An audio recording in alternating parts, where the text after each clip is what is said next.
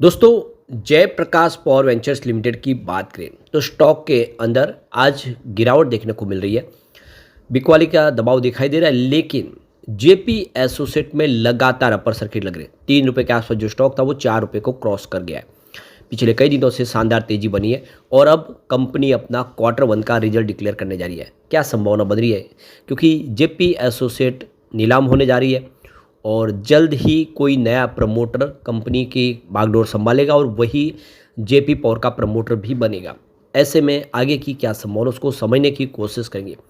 अब JP associate तो एक लॉस मेकिंग कंपनी है, लेकिन आप ये देख सकते हो कि उसकी जो सब्सिडीज है जेपी पावर वो शानदार कर रही है और आप समझ सकते हो कि इसका प्रदर्शन अच्छा है। कंपनी प्रॉफिट में भी है, रिजल्ट काफ़ी बेहतर है और इस बार भी संभावना काफ़ी पॉजिटिव बनी है। आगे की क्या उम्मीद बन रही है? वैसे तो अपने ऊपरी प्राइस यानी 27 रुपये से स्टॉक बहुत ही ज़्यादा करेक्ट हो चुका है, 19 रुपये के आसपास आ गया। क्या यहाँ से एक बेहतर उम्मीद की जा सकती है? जानने की कोशिश करेंगे इस वीडियो के माध्यम से। लेकिन फ्रेंड्स, उससे पहले अगर आप पहली बार हमारे चैनल पे आए तो चैनल को सब्सक्राइब कर दीजिए, एक बेल आइकॉन दबा दीजिए ताकि जब भी नया वीडियो बने पहला नोटिफिकेशन आपको मिले। वीडियो पसंद आए तो लाइक से ज़रूर कीजिए। चलो फ्रेंड्स, वीडियो स्टार्ट करते हैं। मैं हूँ आपका दोस्त SB दवे और हमारे अपने चैनल ऑनलाइन कमाई में आपका बहुत बहुत स्वागत है। तो सबसे पहले जयप्रकाश पावर वेंचर्स लिमिटेड के कारोबार की बात करें तो देखो कि 19.12 पर आज स्टॉक ट्रेड करता हुआ दिखाई देगा, जहाँ पे 1.24% की गिरावट है। शुरुआत हल्की सी गिरावट के साथ हुई थी और दिन में थोड़ा सा पॉजिटिव माहौल बना सुबह, उसके बाद में बिकवाली शुरू हो गई। इस स्टॉक के अंदर बहुत सारी भारी भरकम वॉल्यूम हुई है पिछले महीने, जिसमें बहुत सारा निवेश हुआ है और वो यहाँ पे अब बाजार की रणनीति को देखते हुए, दबाव देखते हुए बिकवाली भी करे, प्रॉफिट बुक करे, जिसकी वजह से स्टॉक नीचे आ गया। लेकिन जेपी एसोसिएट में बाजार खुलते ही अपर सर्किट लगा, स्टॉक 4.23 पर आ गया है।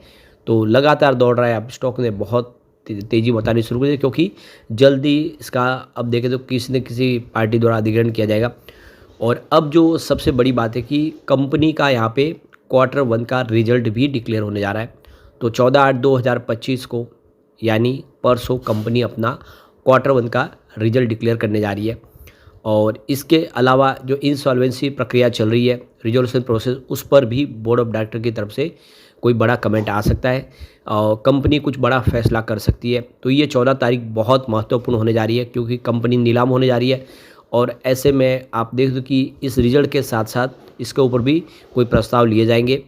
तो देख सकते हो कि ये रिजल्ट का दिन जो है हमारे लिए बहुत महत्वपूर्ण है।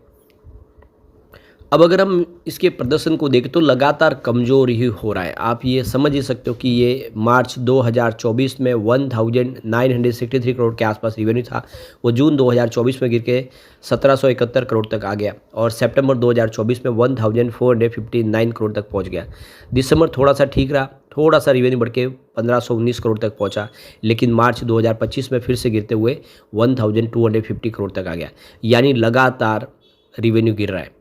बात प्रॉफिट की करें तो प्रॉफिट नहीं है, कंपनी लॉस में और लगातार लॉस बढ़ा हुआ है। मार्च 2024 में 431 करोड़ का लॉस था, जून में 1026 करोड़ का लॉस हुआ, सितंबर में लॉस कम होकर 298 करोड़ के आसपास पहुंचा, लेकिन दिसंबर 2024 में लॉस फिर से बढ़ के 768 करोड़ तक पहुंचा और मार्च 25 में 731 करोड़ का लॉस।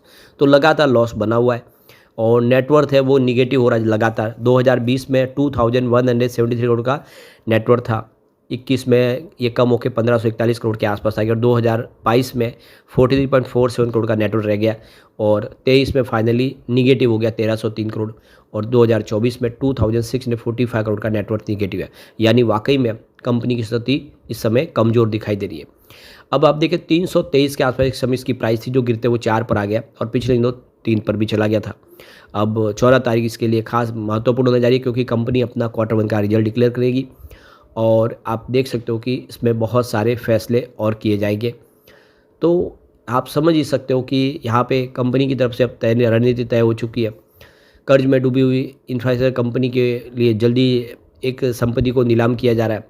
रिपोर्ट के अनुसार अगस्त के मध्य तक बोलियां जमा होने की संभावना है, यानी इस महीने के मध्य तक, यानी 15 तारीख के आसपास बोलियां जो है वापस जमा हो सकती है, नई बोलियां, क्योंकि इन बोलियों को एक बार फिर से यहाँ पे सुधारने की रिक्वेस्ट की है इसके COC की तरफ से। कंपनी को खरीदने की रेस में फिलहाल डालमिया भारत सबसे आगे है, उसके बाद गौतम अदानी है। और हालिया रिपोर्ट के मुताबिक पुनीत डालमिया समर्थित डालमिया भारत और गौतम अदानी की अदानी इंटरप्राइजेस जेल की संपत्तियों के लिए टॉप बोलीदाता के रूप में उभरे हैं। इसके अलावा इस रेस में जो माइनिंग के दिग्गज खिलाड़ी अनिल अग्रवाल की वेदांता भी है और जिंदाल ग्रुप की जिंदाल पावर भी है और पीएनसी इंफ्राटेक है। ये 5 कंपनियां हैं जिसमें प्रबल दावेदार डालमिया भारत और अदानी ग्रुप ही है। अदानी ग्रुप ने अनकंडीशनल बोली लगाई है तो डालमिया भारत ने सबसे बड़ी बोली लगाई है, इसलिए इन दोनों के बीच में बड़ी टक्कर दिखाई दे रही है। तो आखिर पेज फंस कहाँ रहा है? अधिकांश बोलीदाताओं के लिए प्रमुख जो विवाद है, लगभग वो 1000 हेक्टेयर विवाद की भूमि है, उसके स्वामित्व को लेकर स्पष्ट साफ बना हुआ है।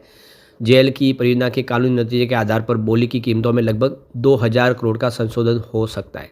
सूत्रों ने कहा है कि आने वाले दिनों में ऋणदाताओं के साथ और बातचीत होगी। सभी ऋणदाताओं को समान अवसर देने के लिए एक चुनौती प्रक्रिया शुरू की जाएगी, यानी इस पूरे मामले का निपटारा करने के लिए फिर से बातचीत होगी।